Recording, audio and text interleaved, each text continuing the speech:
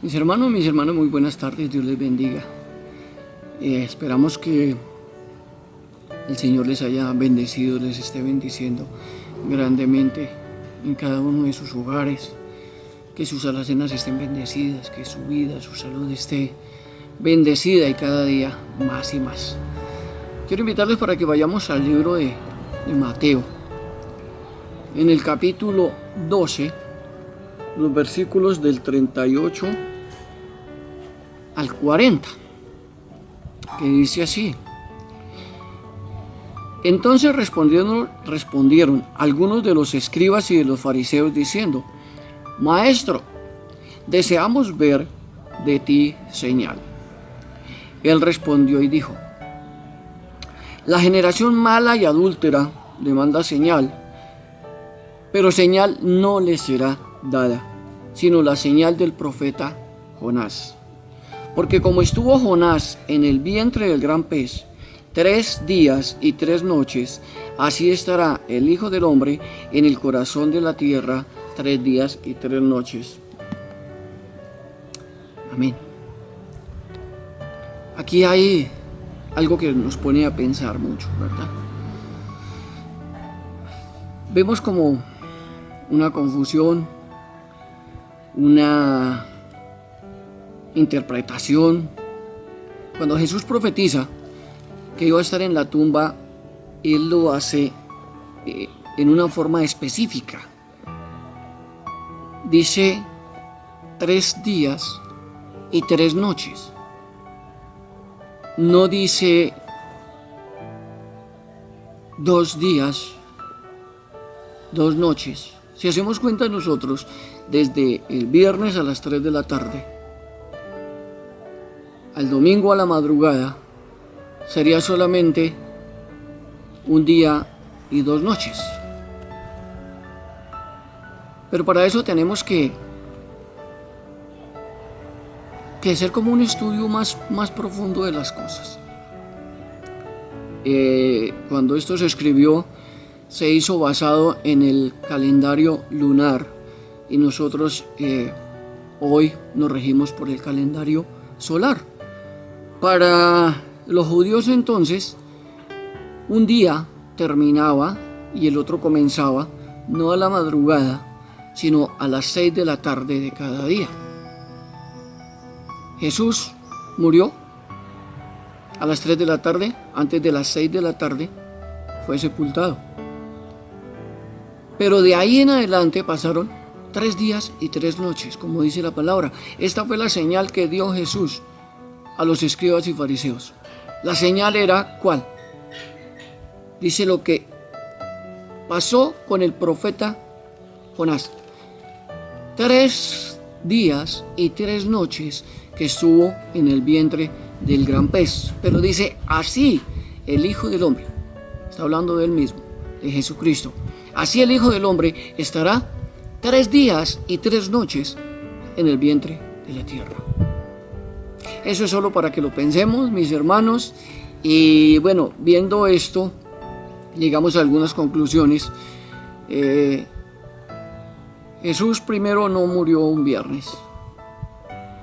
Lo que pasa es que nosotros estamos acostumbrados a la tradición romana, y la tradición romana celebra el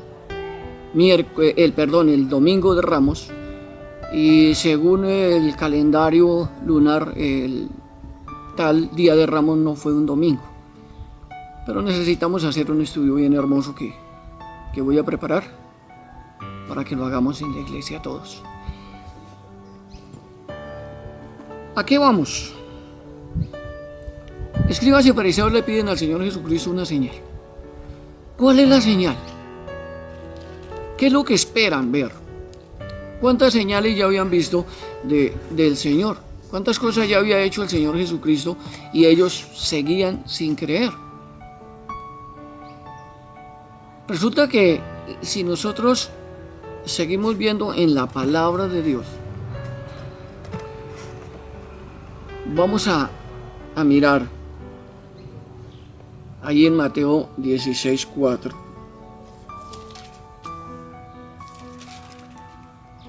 Mateo 16:4 dice: la generación mala y adúltera demanda señal, pero señal no le será dada, sino la señal del profeta Jonás. Y dejándolos, se fue.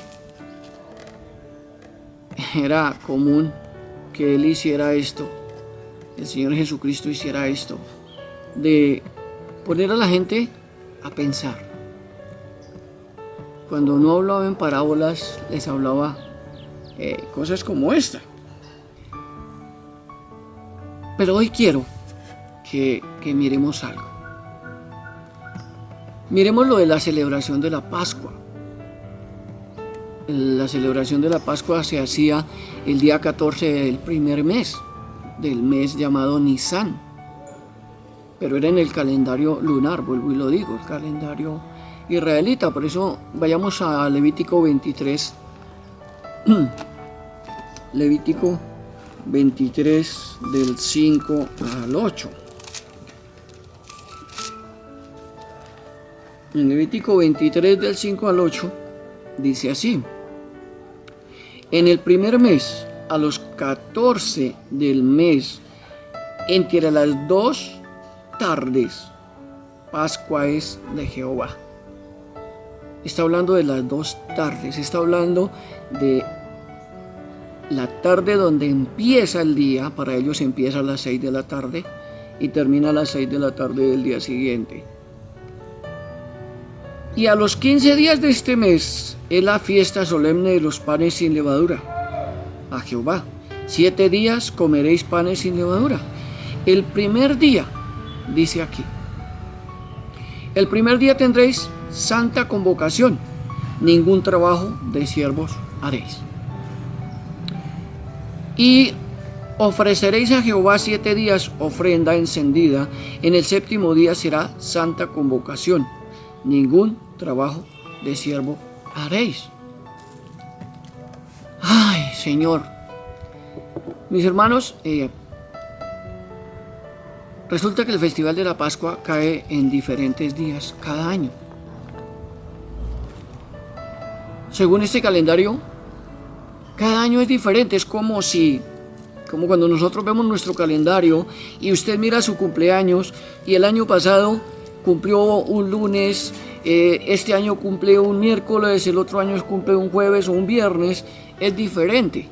Entonces nosotros no podemos mirar la Semana Santa como que siempre va a ser la segunda semana de abril, por ejemplo. Por eso para nosotros no hay Semana Santa, sino todos los días son santos, como lo dice el Señor. Todas las semanas son santas. No hay un tiempo exacto. En estos momentos se está celebrando en todas partes del mundo. Si ustedes ven en la televisión, se está anunciando la Cena del Señor, se está anunciando las festividades que hace normalmente la Iglesia Católica en esta semana. Empezando con el el miércoles de ceniza, luego el domingo de Ramos, luego cada festividad, cada cosa que se hace durante la semana. Pero los tiempos en la Biblia no son iguales. Permítame decirle que los tiempos en la Biblia son muy diferentes. Tenemos que acogernos de ¿qué? ¿De cuánto tiempo pasó? Desde el momento en que el Señor Jesucristo es preso allá en el monte y hasta el momento en que es crucificado y muere allá en esa cruz. ¿Cuánto tiempo pasa?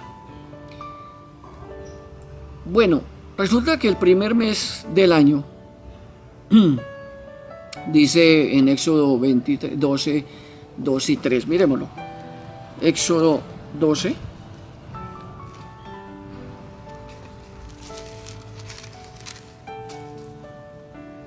Dos y 3, pero aquí estamos hablando de la Pascua.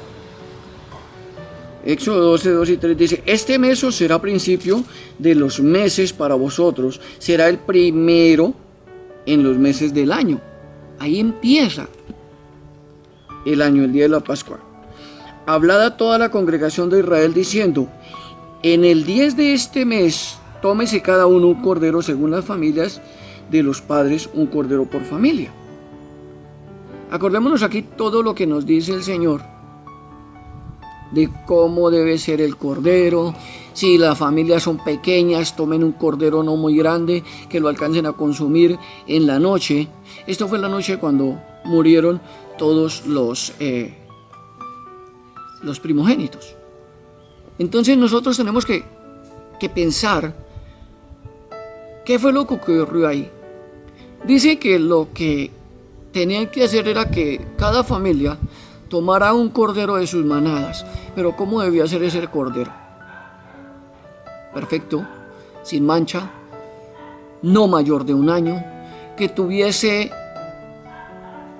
sus cascos perfectos, que nada hubiere malo en él.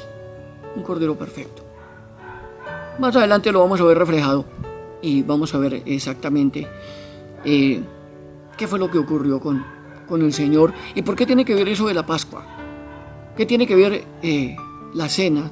¿Qué tiene que ver el cordero con lo que el Señor nos está enseñando? Ahora vayamos a Lucas 24, 6 y 7. En Lucas 24, 6 y 7, dice así. Acordémonos de este momento. Dice, no está aquí. ¿Quién está hablando? Jesús está profetizando. Cuando Él profetiza de su muerte, está profetizando este momento. Dice, no está aquí, sino que ha resucitado. Acordaos de lo que os habló cuando aún estaba en Galilea. El Señor está hablando. Lo que está hablando el Señor es lo que profetizó antes. El 7 que dice, diciendo, es necesario que el Hijo del Hombre sea entregado en manos de hombres pecadores y que sea crucificado y resucite al tercer día. Esto lo había dicho el Señor. O sea, lo que estamos viendo es lo que el Señor Jesucristo habló a los apóstoles, habló a la congregación que andaba con Él, habló a tanta gente antes de su muerte. Cuando dice que será entregado, ¿a quién? A los romanos, como dicen en Lucas 18, 32 al 33. Y que se burlarán de Él. ¿Cómo lo van a tratar? De una manera vergonzosa, lo van a escupir, lo van a azotar con un látigo. Luego dice, lo matarán. Pero de ahí, Él se va a levantar. Miremos en Juan 12, 12 y 13. Juan 12, 12 y 13, que es como cuando comienza esta llegada del Señor. Juan 12, 12 y 13 dice así. El siguiente día, grandes multitudes que habían venido a la fiesta, al oír que Jesús venía a Jerusalén, tomaron ramas de palmera y salieron a recibirle y clamaban, Hosana, bendito el que viene en el nombre del Señor, el Rey de Israel. Eso era lo que estaban diciendo, ¿verdad? Ese fue el día cuando el Señor entró en Jerusalén. El día cuando el Señor demuestra que puede llegar sin ningún miedo, mostrando realmente quién era el Rey. Todos que esperaban, o a quién esperaban ver entrar, a un hombre, a un rey con corona, con una armadura de cabeza a pies, con una espada en un caballo blanco muy grande, matando a todos los malos. Pero ¿quién llegó? Jesucristo, en un pollino. Y ahí fue donde empezó todo. ¿Cómo lo toman los grandes dirigentes? Como una provocación, como un insulto, fue como lo tomaron ellos. Ellos toman esto como un insulto, ¿por qué? Porque no esperaban eso de Jesucristo. Ellos esperaban que como Jesucristo ya sabía que lo estaban buscando para matarlo, se iba a esconder. Pero por el contrario, Él sale y pasa frente a ellos, se muestra frente a ellos. ¿Y la gente qué hace? Lo proclaman como el rey de Israel, lo proclaman como el Hijo de Dios. ¡Viva el Rey de Israel!, dice la gente. El nombre del Señor. Pero dicen, bendito el que viene en el nombre del Señor. Luego viene el festival de los panes sin levadura, porque estaban en ese entonces, cuando se sacrifica el cordero de la Pascua. Ahora, otra vez, si volvemos a lo que habíamos acabado de leer en el Éxodo, ¿cuándo se sacrificó? La noche que murieron muchos primogénitos, ¿verdad? La noche que murieron muchos primogénitos se sacrificó el cordero perfecto para compartirlo entre la familia. Bueno, sigamos viendo aquí cuando dice: tomaron ramas de palmera y salieron a recibirle y clamaban: Hosana, bendito el que viene en el nombre del Señor, el Rey de Israel. Jesucristo, el Rey de Israel, el grande, el poderoso. El que ellos dijeron, lo matamos y nos quitamos el problema de encima. Pero resulta que no fue así. Bueno, si vamos a Lucas 22, 7 y 8, sigamos paseando por la Biblia, porque así es. Lucas 22, 7 y 8, dice así: llegó el día de los panes sin levadura, en el cual era necesario sacrificar el cordero de la Pascua. Y Jesús envió a Pedro y a Juan diciendo: id preparar la Pascua para que la comamos.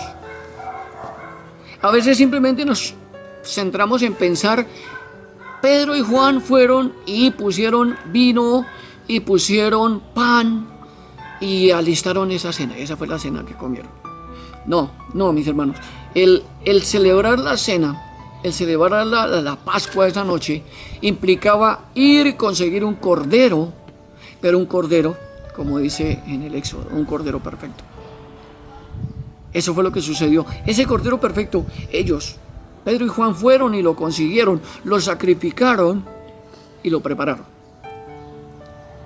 Porque cuando sucede, cuando Él muestra y comparte el pan y el vino, dice: acabada la cena, después de la cena. Pero mira el símbolo del sacrificio del cordero perfecto. Vuelve aquí en la palabra. Vuelve en la palabra. El animal seleccionado debe ser un macho, dice en Éxodo, de oveja o de cabra, de 1 año, pero sin defecto. El cordero que iba a ser sacrificado era seleccionado, no cualquiera. Pero ahora miremos a Jesús, el cordero perfecto. Mateo 26. Mateo 26. Me gusta pasear por la Biblia y que lo que estamos viendo lo leamos. Por favor, vayan a la Biblia y miren qué es lo que estamos leyendo. Mateo 26, 14 al 16 dice: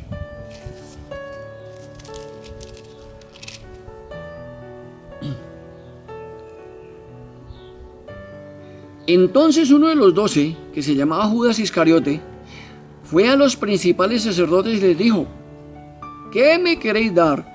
Y yo os entregaré. Y ellos le asignaron 30 piezas de plata. Y desde entonces buscaba oportunidad para entregarle. Debía entregar al Cordero Perfecto. ¿Y quién era ese Cordero perfecto?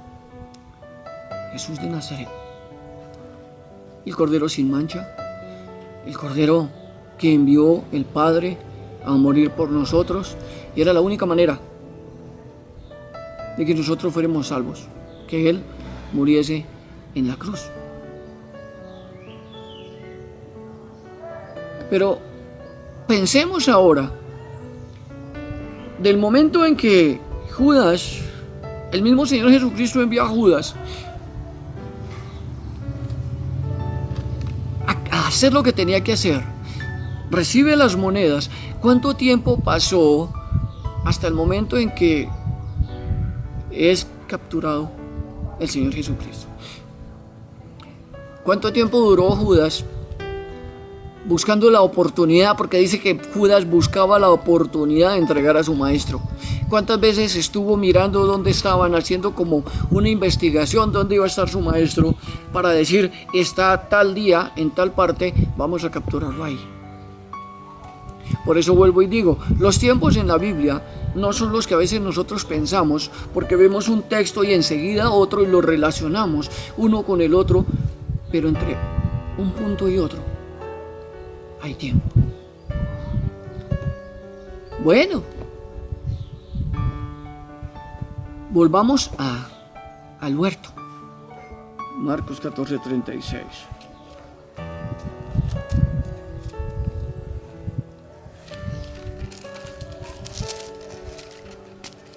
Marcos 14:36.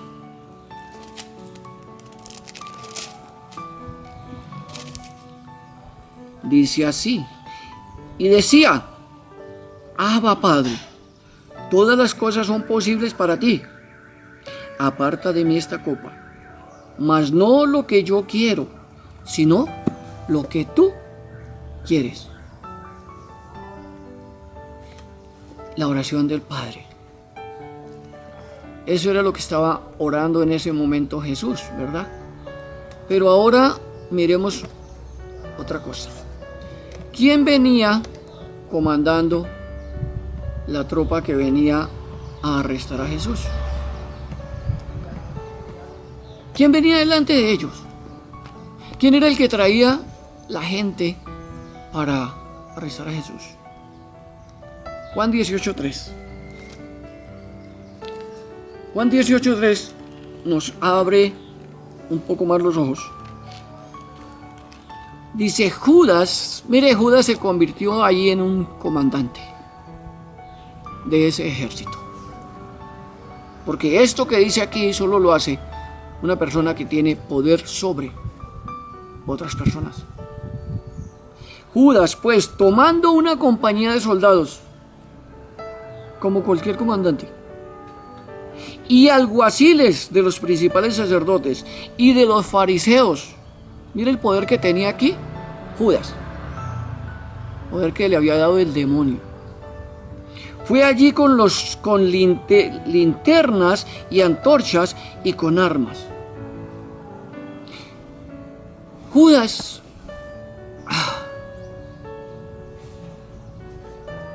hace muchísimas cosas aquí. Y vuelvo y digo, se convierte en una persona con tanto poder que mata hasta la persona que más le amaba, Jesús. Cuando estamos enceguecidos por el demonio, hacemos muchas cosas que Dios no quiere que nosotros hagamos. Hacemos cosas contra nuestra familia, contra nuestros seres queridos, contra los que nosotros llamamos hermanos, contra nuestra propia familia. Pero que esto nos ponga a pensar, este hombre, Judas,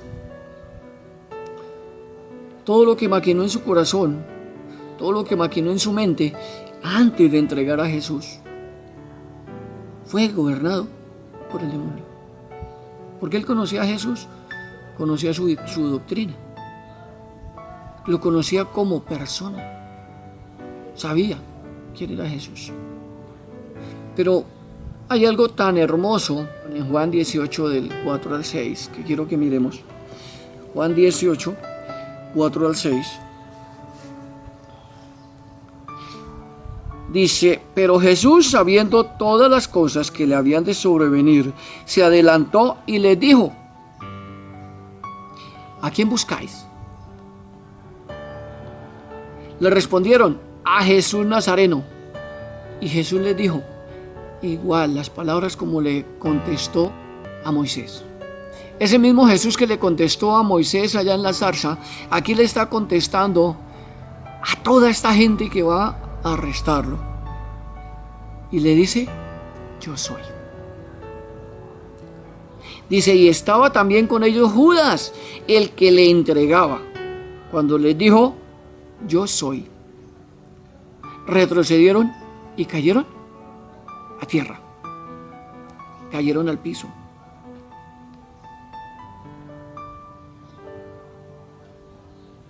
Qué cosa tan linda. Mire lo que hace estas dos palabras. Yo soy. Cuando Moisés le dice, Señor, ¿y yo a quién le voy a decir allá? Al faraón, ¿qué le digo? ¿Quién me envió? Y él solamente le dice, dígale que el gran yo soy lo envía. Ese gran yo soy es el mismo que está respondiendo aquí a este tumulto de gente que lo quiere matar. El gran yo soy. Pero sigamos viendo. ¿Por qué el Cordero Perfecto? Ahora miremos cuando aquí ya llevan a Jesús ante el sumo sacerdote Anás, que era el sumo sacerdote en ese momento. En Marcos 14:56 dice que había muchos falsos testigos que habían contratado para que hablaran en contra de Jesús. Pero ellos mismos se contradecían unos a otros cuando hablaban. Mírenlo en Marcos 14:56.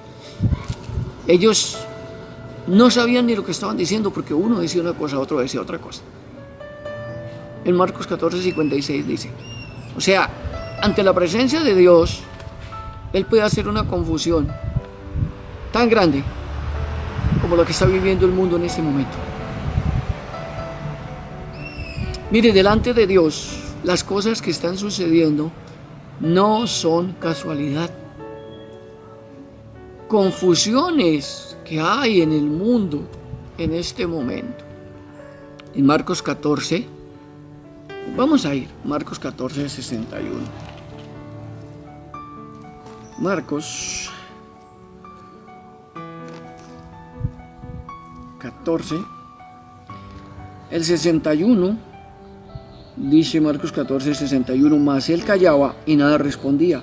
El sumo sacerdote le volvió a preguntar y le dijo, ¿eres tú el Cristo, el Hijo del Bendito? Y Jesús le dijo, yo soy.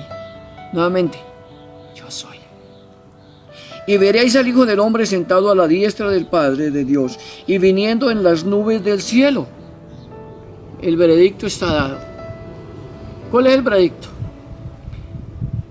Culpable. Gritaron todos los que estaban alrededor. Culpable. Pero ahí fue donde todos empezaron a tratarlo tan mal, no sabiendo a quién era que estaban tratando así. Pero ahora miremos por qué el Cordero Perfecto. Lucas 23:4. En Lucas 23:4 es donde ellos mismos confirman que Jesús es el Cordero Perfecto. Lucas 23:4. Dice aquí. Y Pilato dijo a los principales sacerdotes y a la gente, los que lo estaban acusando antes, ningún delito hallo en este hombre. Ningún. No hay nada imperfecto en él. Es el Cordero Perfecto. No hay nada malo en él. Ellos mismos están diciendo, el sacrificio lo van a hacer, pero con un cordero perfecto. Lo que dice aquí, vuelva y léalo, en Lucas 23:4 dice, Pilato mismo dijo, ningún delito hallo en este hombre. No hay mancha en este cordero. Es un cordero perfecto. Pero el cordero perfecto debe ser sacrificado. No hay defecto en él. Luego miremos a Herodes. Lo que dice Herodes en Lucas 23:15 al 16. Dice, y ni aun Herodes, porque os remití a él, y aquí nada digno de muerte ha hecho este hombre. Le soltaré, pues, después de castigarle. No encuentran ningún defecto en él. No encuentran defecto en el Señor. Los mismos están diciendo, no hay nada. Sin embargo, entre ellos mismos arman una corona de espinas, se la colocan, le colocan una caña, me imagino, una caña de Castilla, una caña cualquiera, en la mano derecha. Y ahí lo proclaman rey, burlándose. Luego de ahí, Jesús es forzado a cargar esa cruz tan pesada, pero después de haber estado cuántos días sin comer, sin beber, un cordero perfecto, preparándolo para un sacrificio. Así mismo fue con Jesucristo. Pensemos por un momento. ¿Cuánto sufrió Jesús desde el momento en que lo capturan hasta el momento de la muerte en la cruz?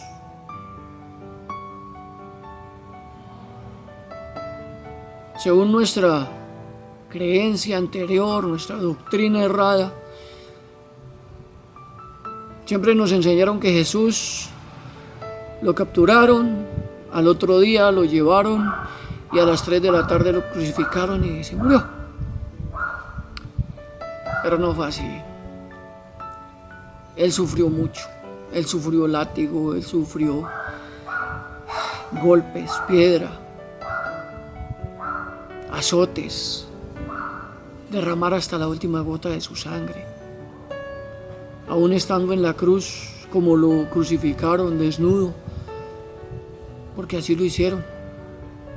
Y en una fiesta donde había gente de muchísimos países, donde pasaban y lo miraban y simplemente lanzaban contra él maldiciones. Pero todo eso tuvo que ocurrir ¿para qué? Para que usted y yo hoy tengamos vida eterna. El cordero fue sacrificado, sí, fue el cordero de la Pascua. Pero acordémonos dónde empezó la Pascua. La Pascua empezó cuando los primogénitos de los que no creyeron murieron. Pero aquí la Pascua empieza. Este cordero perfecto es sacrificado en la Pascua. La Pascua que empieza para nosotros con el primogénito de Dios. Y esta vez no es para que mueran los que no creyeron, sino para que vivamos los que creímos. Los que creímos en este Jesucristo que murió en la cruz, pero que no se quedó allá, sino que lo bajaron de la cruz. José de Arimatea había sido un discípulo secreto de Jesús. Y él es el que va ante Pilato y pide el cuerpo de Jesús. Pero había alguien que lo acompañaba, Nicodemo. Otro que también fue a recibir instrucción de Jesús, pero en la noche, en la oscuridad, para que nadie lo viera, porque les daba vergüenza los vieran con Jesucristo. Estos dos hombres son los que bajan el cuerpo de Jesús. Según la tradición judía, lo envuelven en hierbas aromáticas, en aceites, en ungüentos y lo sepultan. Pero esa sepultura era una de José de Arimatea, era un hombre muy rico. Esa es la tumba que estaba preparada para José de Arimatea y toda su familia, donde sepultan a Jesús. Ahí mismo, esa tumba solo fue usada por 3 días y 3 noches. Y alegrémonos, mis hermanos, porque hoy tenemos ese gran privilegio de saber que Él murió por cada uno de nosotros. Porque, como dice la palabra, la paga del pecado es muerte, pero el premio a los que creemos en el Señor Jesucristo es vida eterna. Mis hermanos, yo les pido, sigamos orando, sigamos intercediendo delante de Dios por todos y cada uno de nosotros. Todos necesitamos oración, todos necesitamos que el Padre nos escuche, todos necesitamos que Dios esté ahí con nosotros cada momento. Todos necesitamos de Dios. Sigamos orando por las autoridades. Y oremos por el mundo. Miremos cómo está Ecuador. La situación de Ecuador está terrible. España está saliendo. Gracias a Dios la China ya salió. Pero oremos por nuestro país. El hecho de que no haya tantas muertes como decían las estadísticas de Colombia no quiere decir que las cosas ya hayan pasado. Sigamos orando, porque el Señor en un segundo puede acabar con toda esta pesadilla. Aprovechemos los tiempos de encierro, tiempos para estar con nuestra familia, tiempos para compartir. No sabemos más adelante qué pueda venir. Mis hermanos, Dios les bendiga. Buen